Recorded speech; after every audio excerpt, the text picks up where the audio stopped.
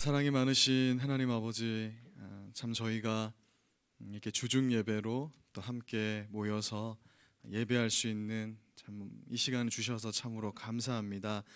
우리 교회를 참 질병으로부터 보호하여 주셔서 감사하고, 또 우리가 하나님을 사모하는 마음을, 또 정결한 마음을 참 우리가 쉬는 기간 동안 또 마음속에 가지게 하시니 또 감사합니다.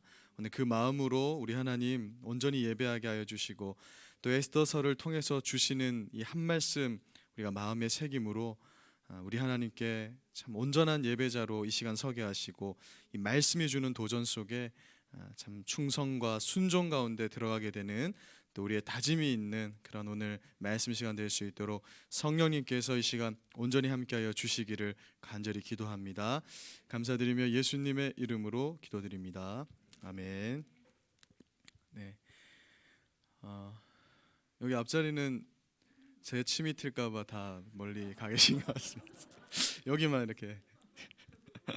네, 우리 옆에 분들하고 참 인사하겠습니다. 당신을 보니 행복합니다 하고 인사하겠습니다. 네. 수요 예배 가운데 뵐 수 있어서 감사하고요. 녹화할 때 여기 막 2명, 3명 앉아 계셨거든요.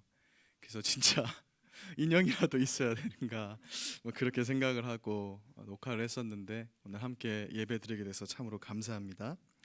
오늘 에스더서 5번째 시간이고요. 죽으면 죽으리이다라는 말씀입니다. 에스더 4장 10절에서 17절까지 말씀인데 한 절씩 한번 교독하도록 하겠습니다. 제가 먼저 읽겠습니다. 에스더가 하닥에게 이르되 너는 모르드게에게 전하기를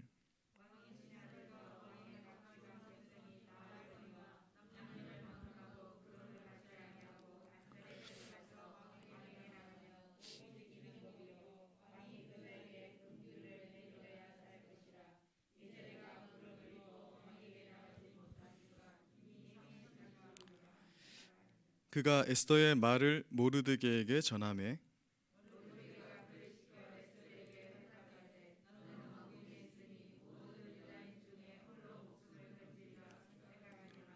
이때에 내가 만일 잠잠하여 말이 없으면 유다인은 다른 데로 말미암아 노임과 구원을 얻으려니와 너와 내 아버지 집은 멸망하리라. 내가 왕후의 자리를 얻은 것이 이때를 위함이 아닌지 누가 알겠느냐 하니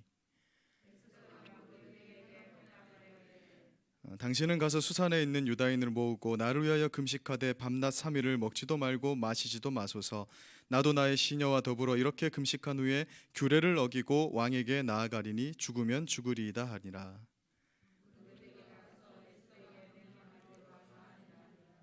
아멘. 예. 하만이라는 약당 때문에 모든 유다인들이 자기가 가진 전 재산을 몰수당하고 또 생명까지 몰살당할 위기에 처해지게 되었습니다.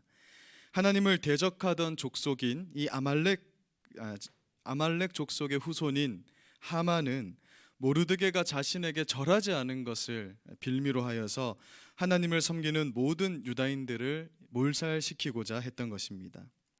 하만은 이 일을 자기 뜻대로 성사시키기 위해서 은 1만 달란트를 아하수에로 왕에게 바치게 되는데요.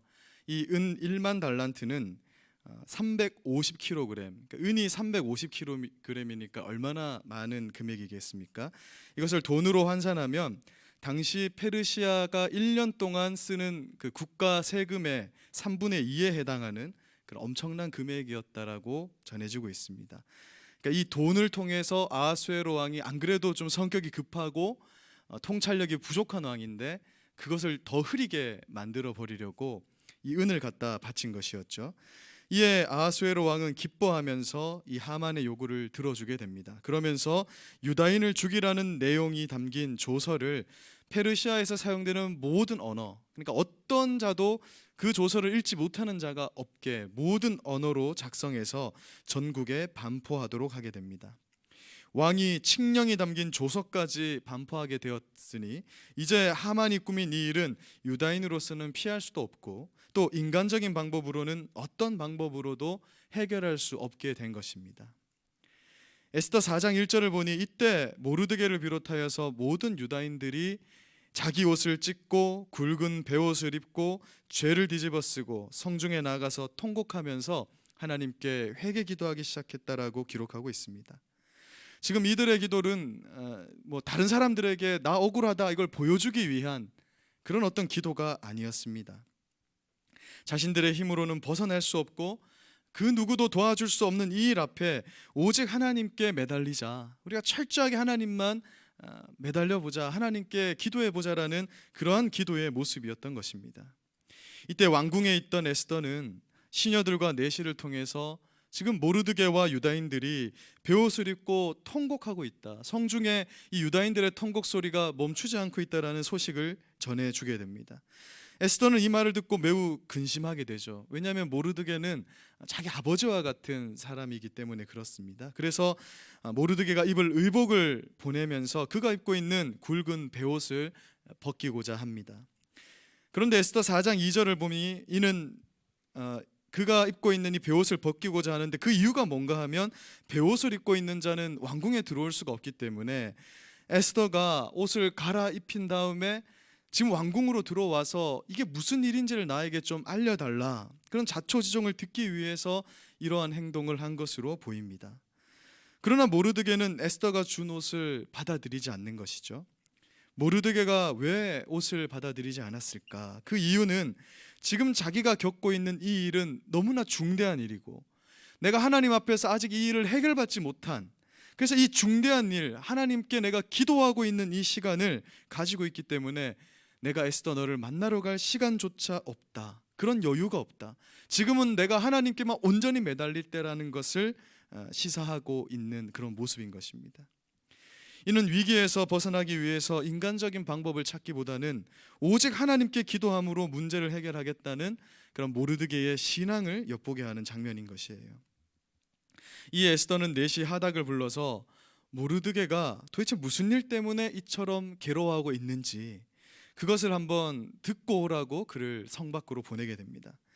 에스더가 보낸 하닥을 만난 모르드게는 자기가 어떤 일을 당했고 또 유다인들을 멸하기 위해서 하만이 왕의 금고에 도대체 얼마를 바치기라 했는지 그 은혜의 정확한 액수도 말하고 또 유다인을 전멸하라고 수상궁에서 내린 그 조서의 초본을 하닥편으로 에스더에게 보내게 됩니다.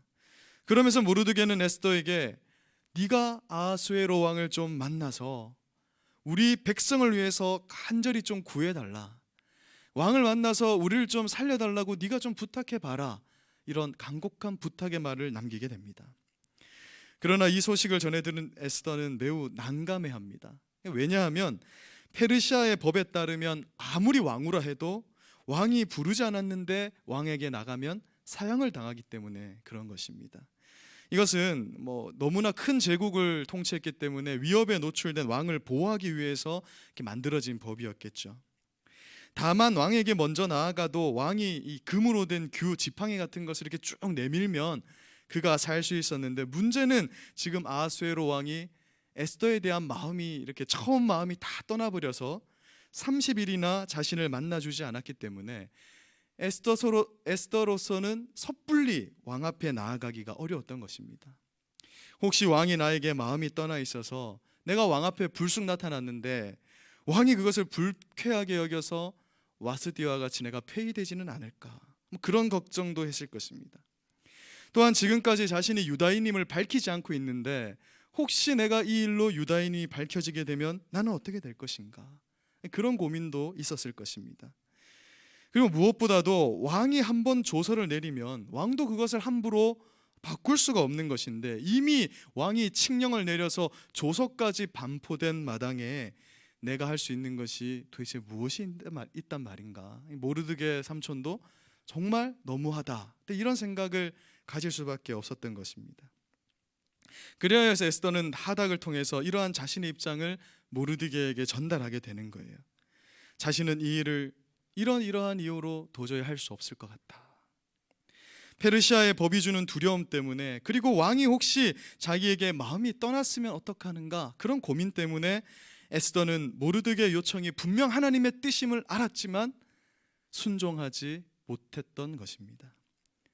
사랑하는 여러분, 하나님의 법과 세상의 법이 서로 부딪힐 때 우리는 나의 육적인 유익을 위해서 하나님의 법보다는 세상의 법을 우위에 두는 경우가 얼마나 많습니까? 오늘 말씀을 통해서 진지하게 나 자신에게 질문해 보십시오. 우리는 하나님의 일과 세상의 일 중에 어디에 우선순위를 두고 있습니까? 가정생활, 직장생활, 또 학교생활, 사람과의 관계, 이런 세상적인 것이 하나님의 일을 앞서고 있지는 않습니까?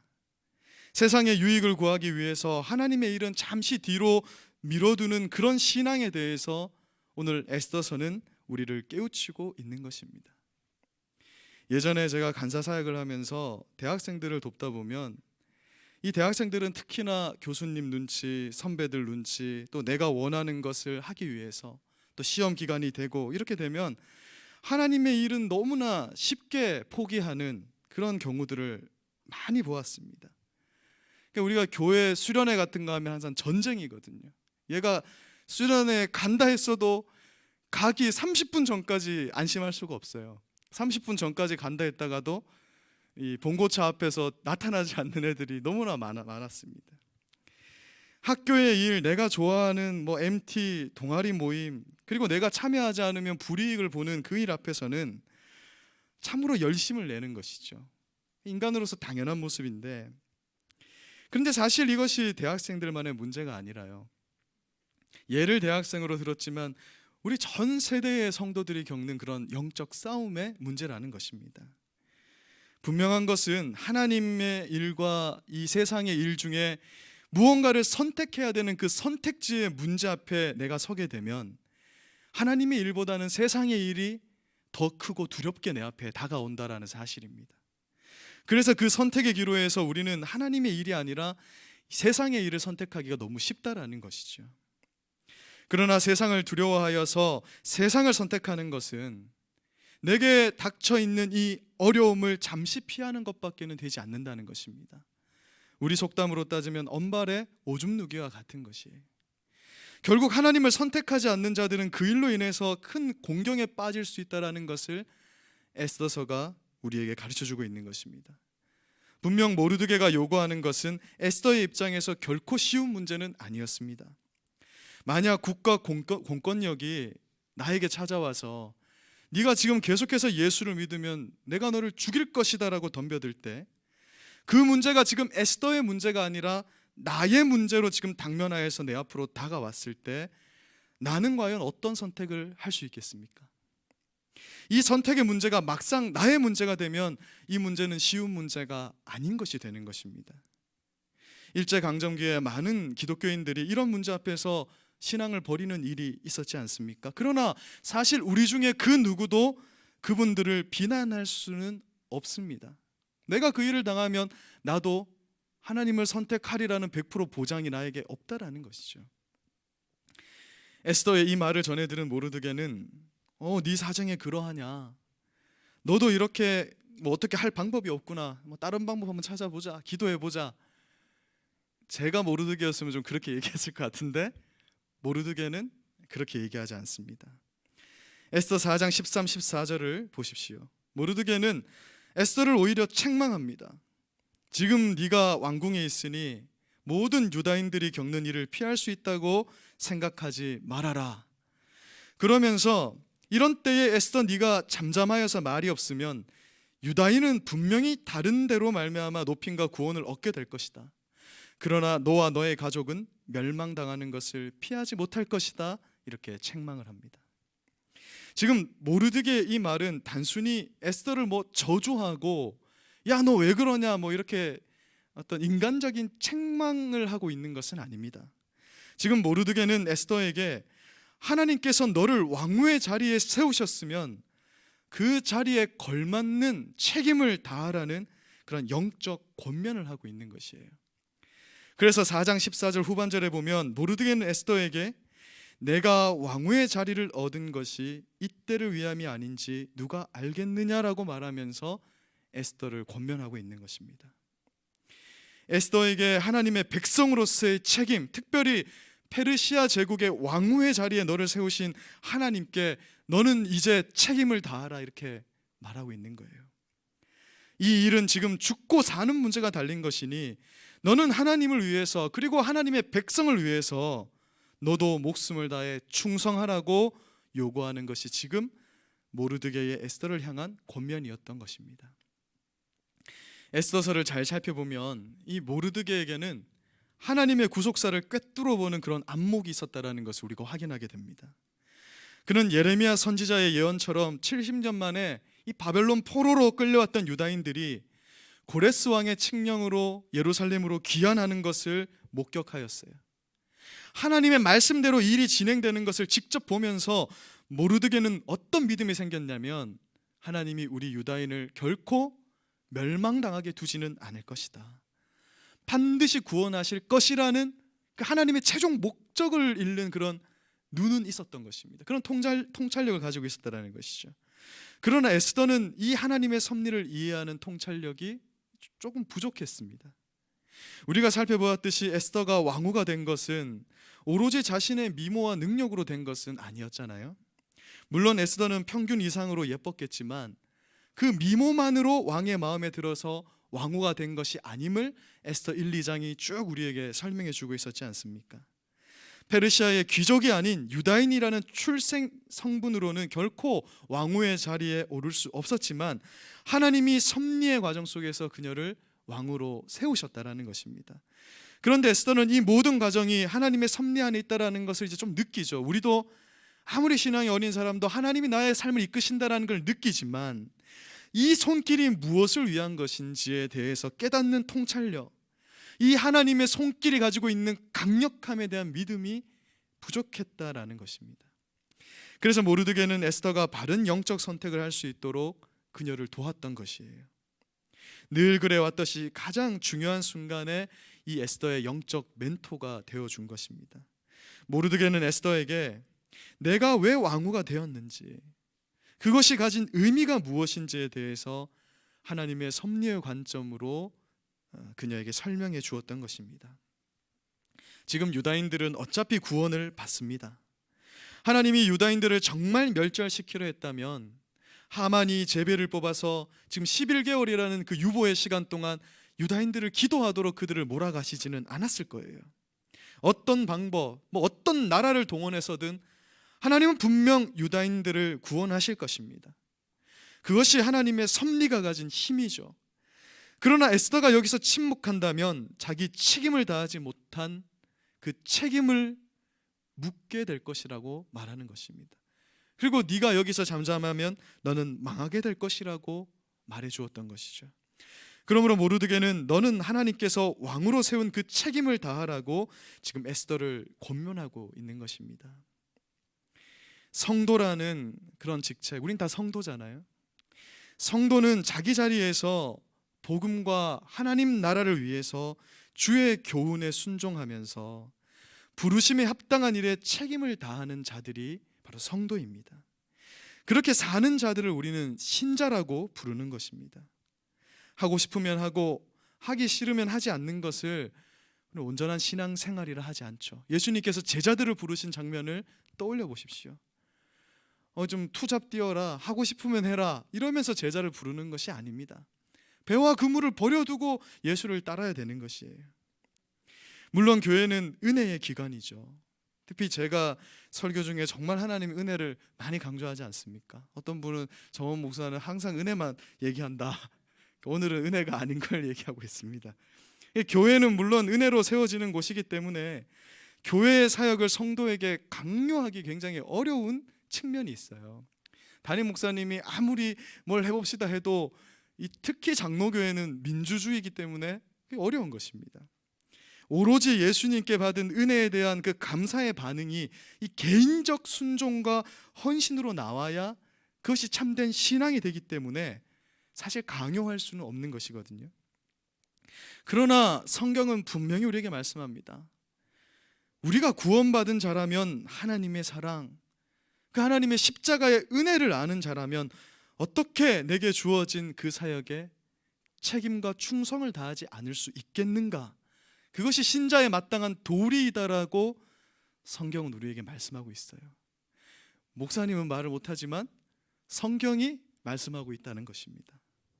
제가 오늘 말씀을 통해서 한 번 더 도전드리는 것인데요, 우리는 예수님을 영접하는 순간 하나님의 일이 우선순위인지 아니면 세상의 일이 우선순위인지에 대한 그런 선택의 기로에 서게 됩니다. 늘 서게 되는 거예요. 이 도전이 없다면 거듭난 신자가 아닙니다. 나는 예수 믿는 게 너무 편하다. 난 항상 세상을 택하니까. 이러면 거듭난 신자가 아닙니다. 싸움이 있을 수밖에 없어요. 로마서 7장 23, 24절에 사도 바울은 이렇게 고백합니다. 날마다 이 두 마음이 싸우기 때문에 곤고한 날을 보내는 겁니다. 오늘 이 수요 예배에 오신 우리 성도님들 분명히 오늘 하루 곤고한 나날을 보내다 오셨을 거예요. 너무 편하다. 모르겠어요. 우리 학생들은 요즘 아직 쉬고 있어서 과제 때문에 힘들 수도 있겠지만 이 신자들은 곤고한 나날을 보낸다는 것이죠. 그렇기 때문에 내 안에 계신 성령님은 오늘도 나에게 도전하시는 겁니다. 무엇이 너에게 영원한 것이냐? 무엇이 너에게 진짜 가치 있는 일이냐를 말씀하면서 하나님의 나라의 일에 우선을 두라고 우리를 계속 촉구하시니까 우리는 마음이 불편하고 기도하기도 싫어지고 말씀 듣기도 싫어지는 것입니다. 마태복음 6장 33절 말씀을 통해서 예수님 분명히 말씀하십니다. 너희는 먼저 그의 나라와 그의 의를 구하라. 그리하면 의식주, 우리 살면서 필요한 건 내가 자연스럽게 더하겠다. 이렇게 말씀하는 것입니다. 사랑하는 여러분, 하나님 나라의 일은 그렇게 가벼운 것이 아닙니다.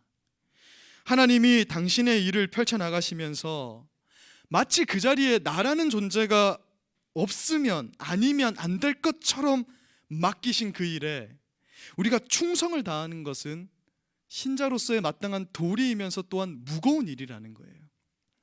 우리가 감당하는 교회의 일들, 즉 사역이라고 이름하는 모든 것, 간사, 집사, 권사, 장로, 전도사, 목사의 일, 주방을 섬기고 찬양대, 워십팀을 섬기고 목장과 열린 모임을 섬기는 것, 전도와 봉사와 구제와 교회의 이름으로 감당하는 그 모든 일은 다 하나님 나라의 일을 위한 무거운 사역이라는 것입니다. 그런데 이 모든 일을 하나님은 에스더가 아니라도 유대인들을 구원하실 수 있었지만 그와 마찬가지로 내가 없어도 이 일을 할 수 있지만 마치 하나님은 어떻게 일하시냐면 이 자리에 내가 없으면 안 될 것처럼 여기면서 하나님의 섭리를 펼쳐나간다는 거예요. 너무나 감사한 것은 그 자리에 내가 없으면 안 되는 것입니다. 우리 성도님들 여기 다 계시지만 내가 이 교회에서 무슨 역할을 합니까? 라고 할 수 있는 사람은 아무도 없는 거예요. 하나님은 어떻게 일을 진행하시냐면 그 자리에 네가 없으면 안 되는 것처럼 일을 진행하신다는 겁니다. 그러니까 이것은 무엇이냐면 우리가 하나님의 사역에 대해서 가져야 되는 그런 무거움을 말하는 것이죠. 우리는 하나님의 사역에 가지는 중요성과 그 무게감을 잊어서는 안 됩니다. 우리만 하나님을 믿는 것이 아니에요. 이 믿음은 하나님과 우리가 상호작용인데 우리가 하나님을 믿듯이 하나님도 우리를 믿어주십니다. 그래서 당신의 일을 맡기시는 거예요. 우리가 뭔가를 하나님의 일을 하는데 하나님이 사사건건 간섭하고 야, 너 왜 똑바로 안 하냐? 너는 시간을 왜 이것밖에 안 주냐? 이렇게 하시지 않고 전적으로 맡겨버리는 것입니다. 나 같은 자가 오늘도 이 강단에 서서 말씀을 섬기는데요, 얼마나 부끄러운지 몰라요. 사실 오늘도 직전까지 피하고 싶은, 아무도 모르시죠. 제가 웃으면서 말씀을 전하니까 정원 목사는 저게 체질인가 하실 수도 있겠지만 정말 힘든 이 일인데 어떠냐면 하나님이 혹시 내가 이 자리에 서서 헛소리 할 수도 있는데 하나님은 어떻게 나를 세우냐면 얘가 분명히 충성되게 내 말을 잘 전하겠지라는 믿음을 가지고 나를 이 자리에 세우시고 나 역시 믿음으로 하나님 앞에 서게 되는 그런 믿음의 상호작용이 바로 우리 신자가 가진 정체성이 그 속에 들어있다라는 것입니다. 오늘도 죄악 속에서 허덕이면서 산 나를 하나님은 믿어주시고 그 자리에 나를 세워주셨다는 것입니다. 그러나 이러한 하나님의 섭리의 경륜을 우리가 이해하지 못하면 하나님의 일을 쉽게 생각하게 되고 교회의 일을 하면서 불평과 불만이 나오게 되고 급기야 불순종하는 것이 너무나 쉬워진다는 것이죠. 제가 우리 교회에서 이 드럼을 섬긴 지 한 15년을 넘어가더라고요. 벌써 제가 처음에 드럼을 어떻게 치게 됐냐면 교회에 드럼 치던 분이 갑자기 교회를 옮기게 됐는데 교회에 드럼 칠 사람이 없는 거예요. 그 주부터 교회에는 드럼 칠 사람이 그냥 없는 거예요. 요즘 옥규 집사님이 열심히 드럼 치시는 거하고 비슷한 상황이 벌어졌는데, 그거보다 더 심각한 것은 지금이야 우리 교회에 그래도 드럼 치시는 분이 많지만 그때는 정말 한 명도 없었어요. 드럼은 있는데 드럼 칠 수 있는 사람은 없다. 그런데 이번 주에 당장 이게 비는 거예요. 근데 이 자리에 앉아 있는데 이런 마음의 감동이 오는 겁니다. 저 자리가 너의 자리다. 너 아니면 누가 저 자리에 앉아서 드럼을 치겠는가? 그러니까 아무리 생각해봐도 그 말이 맞는 것 같아요. 내가 아니면 누가 치느냐. 그런 마음의 감동에서 기본 박자를 일주일 만에 배우고 쳤어요. 그러니까 제가 이거를 나는 실력이 부족해서 못 친다 하는 사람들은 저는 사실은 따끔하게 혼내줄 수 있는데 그렇게는 안 하지만 일주일 배우고 치고 학원을 간 사람입니다, 제가. 근데 순종하에서 드럼을 치니까 초창기 때는요, 정말 지금과 비교하면 못 쳤겠죠. 근데 그때는 드럼 소리에 은혜 받았다고 말해주시는 분이 정말 많았어요. 저 베델 기도원 가서 드럼 막 치는데 다른 교회의 어떤 권사님인지 집사님인지 한 3-4분이 오셔가지고 드럼 치신 분 누구냐고. 접니다.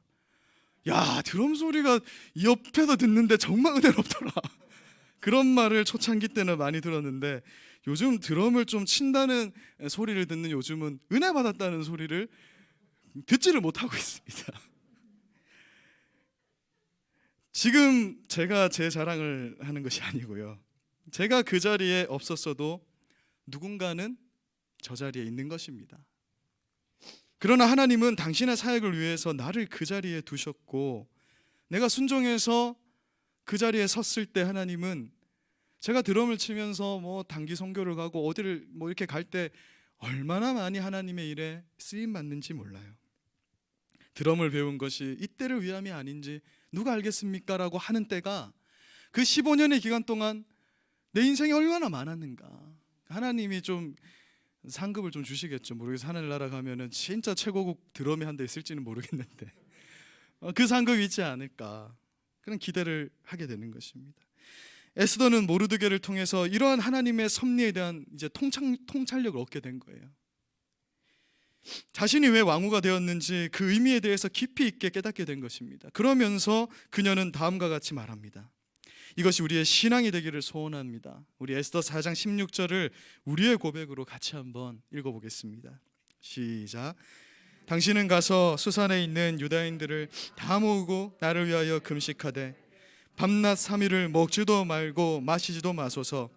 나도 나의 시녀와 더불어 이렇게 금식한 후에 규례를 어기고 왕에게 나아가리니 죽으면 죽으리이다 하니라. 아멘.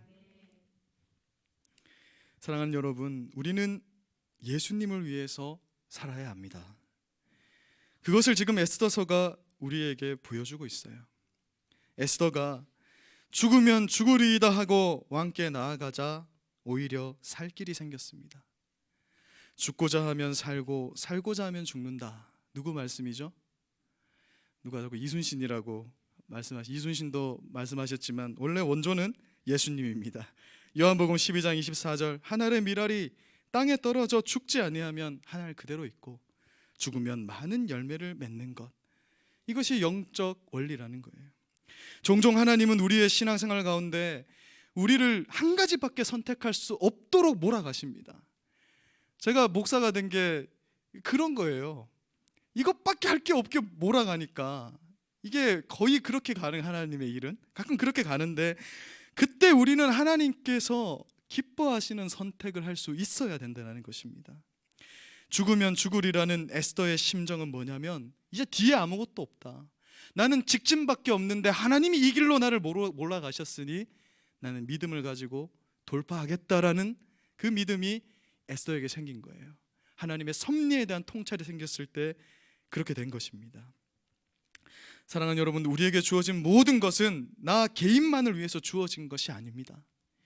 우리가 가진 것, 그것이 지식이든 물질이든 능력이든 은사든 그것은 교회를 위해서, 더 궁극적으로는 하나님 나라를 위해서 하나님 우리에게 주신 것이에요. 에스더가 왕후가 된 것은 바로 이때를 위함이었습니다. 하만의 계략으로부터 유다 민족을 구원해내는 것, 그것을 위해서 왕으로 세우셨으니 이제 그 자리를 하나님의 백성을 위해서 쓰라는 것입니다. 우리는 지금 어떤 자리에 있습니까? 그것이 어떤 자리이든 내가 있는 이 자리는 나의 영화만을 위한 자리는 아닐 것입니다. 하나님 나라의 복음을 위해서 이 자리가 주어졌다라는 사실을 오늘 말씀을 통해서 기억하시기를 간절히 소망합니다.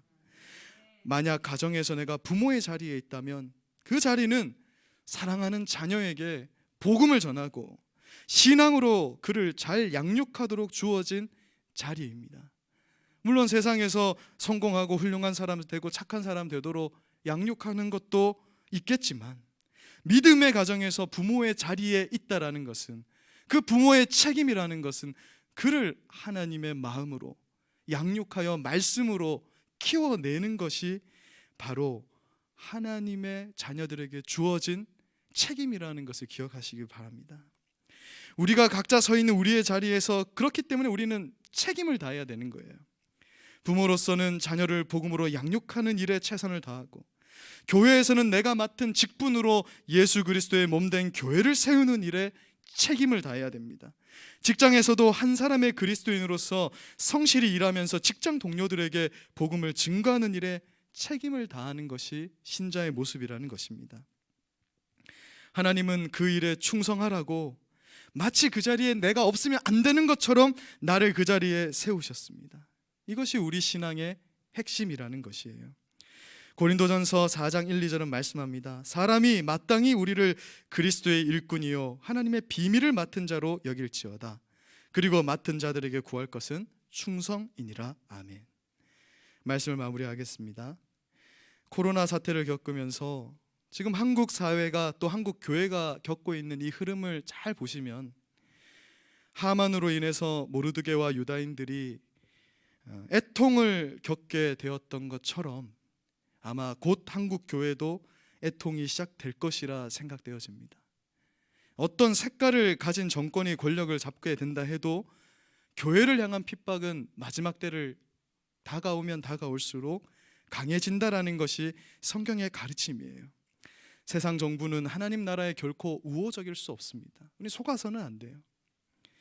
그러나 우리는 장차받을 고난을 두려워하는 자들이 아닙니다. 야고보서 1장 12절은 말씀합니다.